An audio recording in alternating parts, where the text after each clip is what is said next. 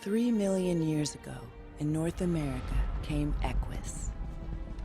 The fleet, big-hearted athlete of the plains, ranging and roaming, this predecessor to the modern horse traversed the Bering Land Bridge and eventually reached Europe, the Middle East, and northern Africa.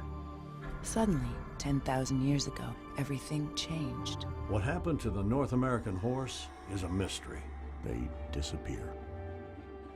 Then, in 1519, the Spanish conquistador Hernando Cortés reached the Americas and marched against the Aztec Empire. The horse returned to its native habitat. Of his success, Cortés said, "We owe it all to God and the horse." Legend has it that during Cortés's voyage to the New World, a foal was born in the belly of his ship. When it arrived, the young horse escaped. As Cortés's army marched on, 6 more horses ran off. When the 6 happened onto the one, a new band formed and they headed for El Norte, the land of their origin.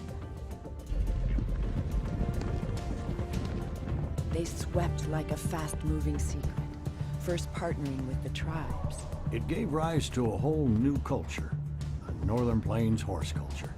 In 1775, at midnight, a Mustang named Brown Beauty delivered news to the world. On her back was Paul Revere, and within the year, the colonies became the United States of America. Then came settlers from the east, blazing new trails and building new cities. The horse became the standard bearer for how man defines energy and the engines that drive us, horsepower.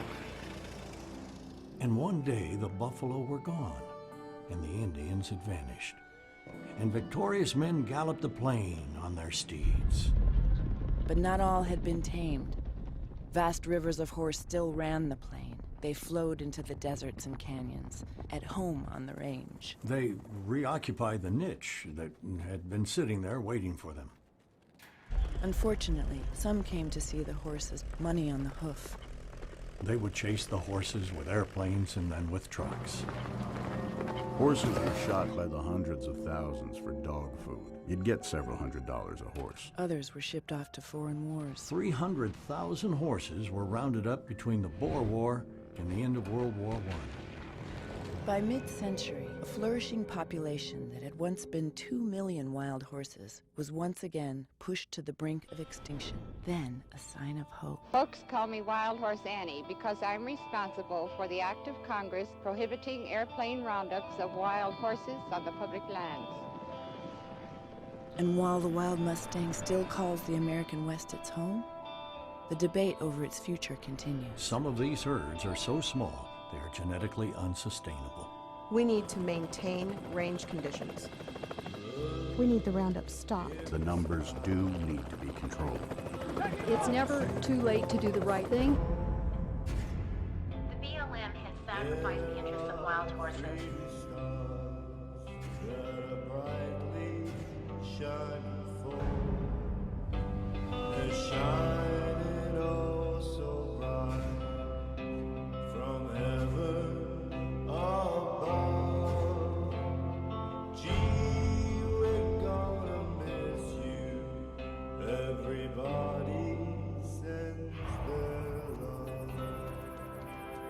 We're getting dangerously close to not having any more wild horses.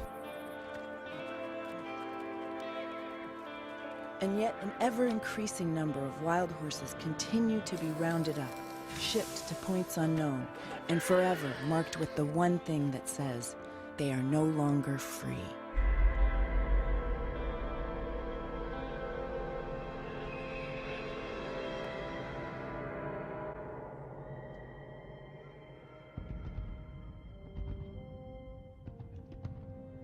My dream always starts the same. I sense something coming. A stallion gallops so close, he almost runs me down.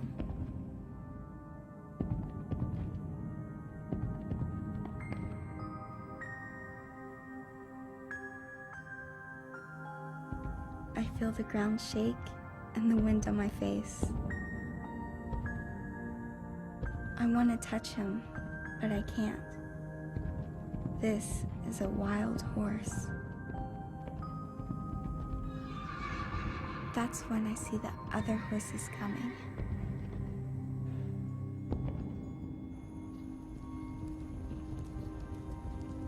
They're so beautiful. Sometimes it's a small band, but other times it's an entire herd. They're wild horses running free, and I want to be with them.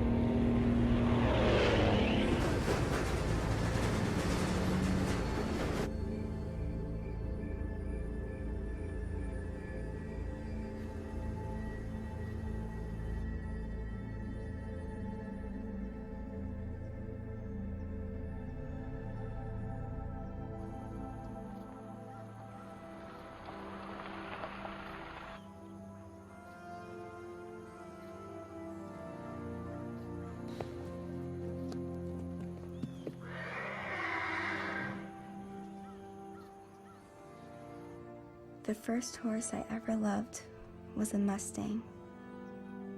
He was captured in Nevada. The owners of my barn adopted him. They chose him out of 1,000 other Mustangs. I'd never seen a wild horse before. He was afraid of people.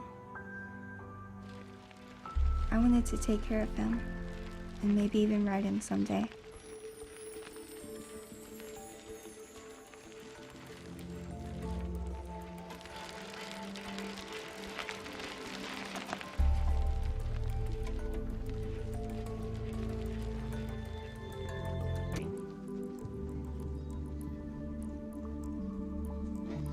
I just have Jim catch him by a hind foot, keep me a little more safe, just so I don't have to take the chance of getting hurt. They only paid $125 to adopt him. I've never had a horse of my own, but I can see how this could work out. When they get him gentled, I'm gonna try to buy him. This could be my horse. A little tight.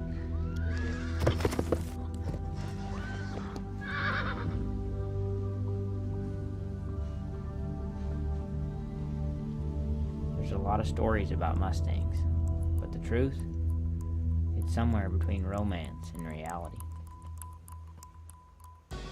Observing wild horses in their natural state on the North American land where they evolved millions of years ago, I came to appreciate their true value. They belong here. They have an integral place in the tapestry of the Western landscape.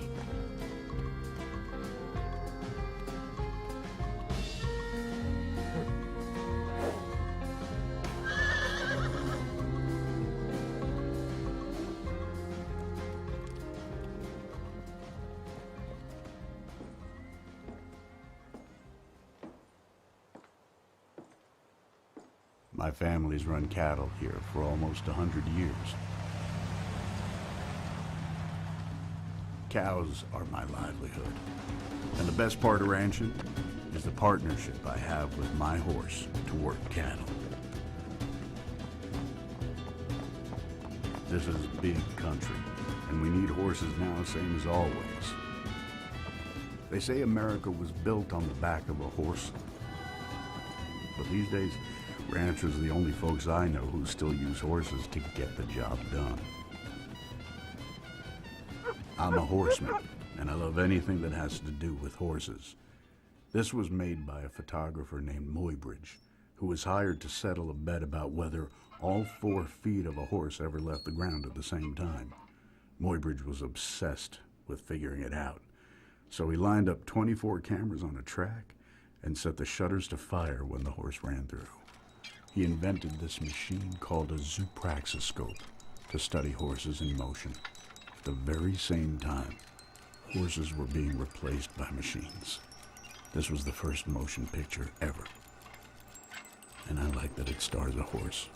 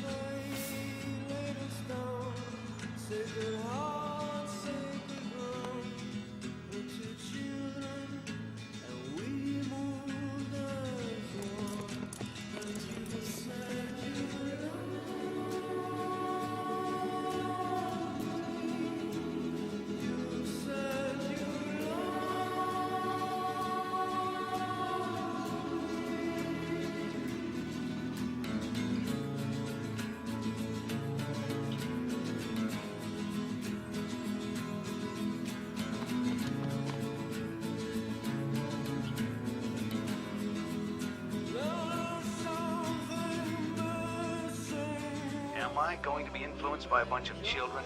Am I going to support a bill because kids are sentimental about wild horses? You bet your cowboy boots I am.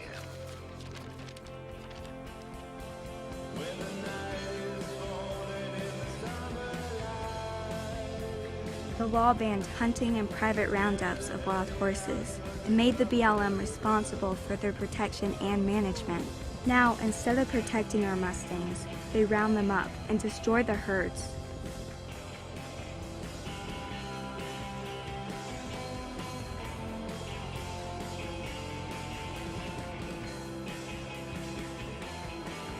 We need another Wild Horse Annie.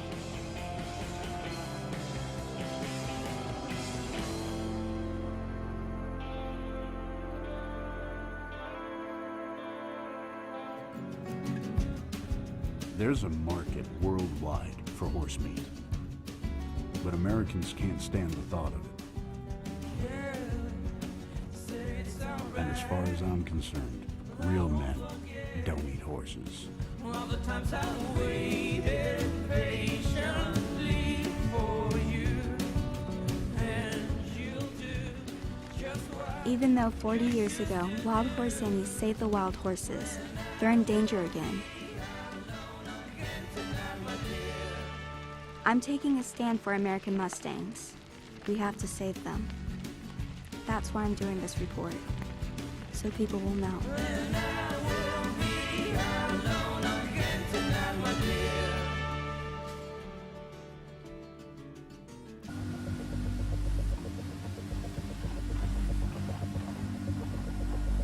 Family bands are destroyed, mares separated from folds.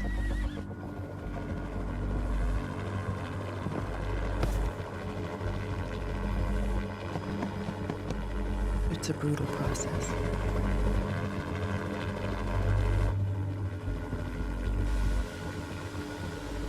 Some horses are horribly injured and others die. Despite our protests and our legal challenges, we couldn't stop the roundup. This was the day the White Mountain horses lost their freedom. Forever. Torn from the range, now property of the U.S. government. Wild no more.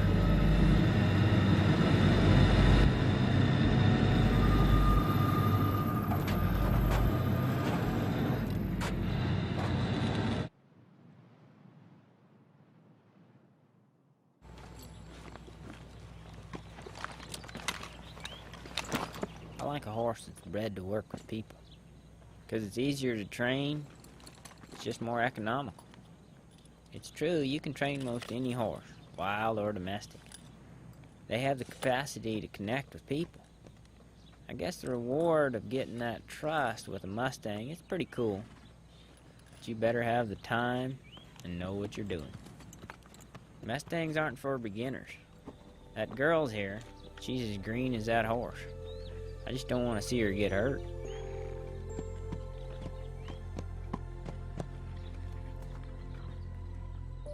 Look what I made you, Pegasus.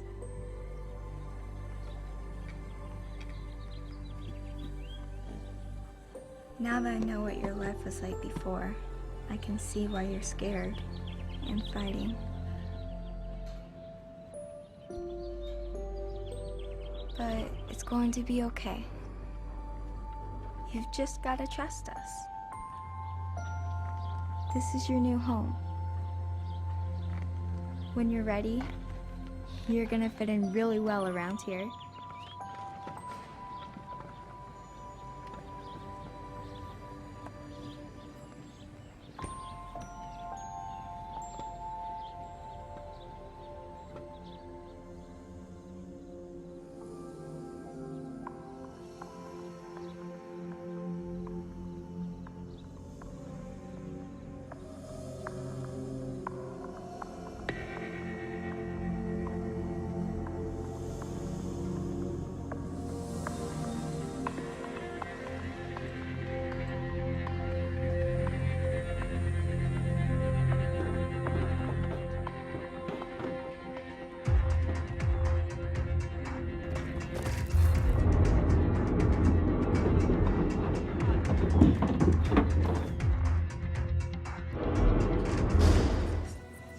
Break up the herds and cram them into little pens and bales of hay. They look like a bunch of wood ticks in prison. My grandpa wasn't proud of his Mustanging days, but bottom line was, he was in a tough situation. He had to feed his family. It's what folks did back then.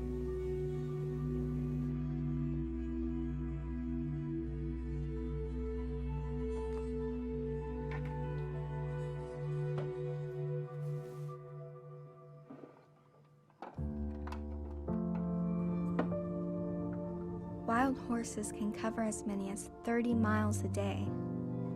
They need a lot of land because they run so far and so fast. They're very strong and sure-footed, but parts of a horse are also delicate, like a deer, like the wings of birds.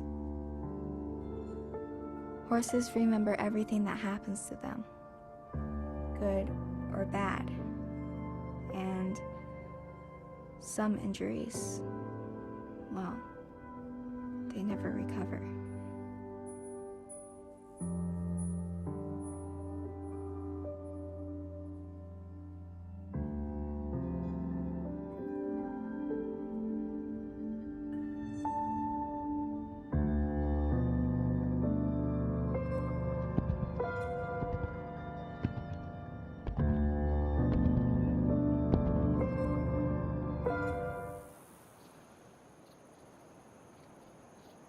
A foal in the wild is born into a family of horses and doesn't need people. The moment we take them off the range, they become dependent on us, and we must take care of them for the rest of their lives. But if we manage population growth as needed on the range, the horses can live free and in balance with other wildlife. Wild horses have been exploited and mismanaged for over 100 years. They've already been removed from half the land Congress designated as their habitat. Even though our government has the responsibility of protecting them, wild horses are treated like pests. There has to be reform of the BLM Wild Horse Program, or Mustangs will only live in holding and sanctuaries. The American people value these horses in their natural state, wild and free on the range. I only knew Wild Horse Annie at the end of her life. She was grateful that so many people, including thousands of school children, stood with her to save these beautiful animals. But in the end, she realized that the federal protections would only work if they included a humane way to manage population growth. Her work is not done.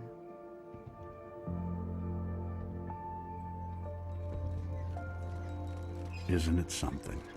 Movies started with a horse. But here's what gets me. The debate was whether all 4 feet left the ground at the same time. Now, you have to slow everything down in order to see what's right in front of us. To see this magical moment. There's this magical moment when horses fly. When horses fly. In mythology, Pegasus was born in the place where thunder and lightning came from. Athena tamed him, and when his hoofs hit the earth, springs came out of the ground and he lifted up his wings and flew.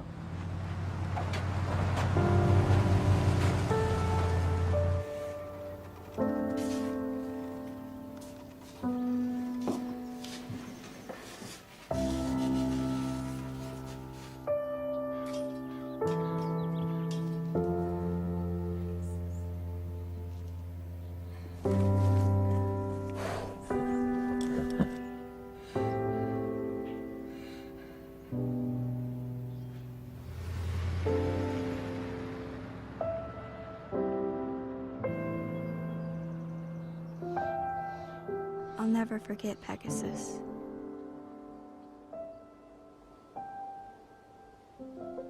Someday I'll have a horse of my own. A horse to ride.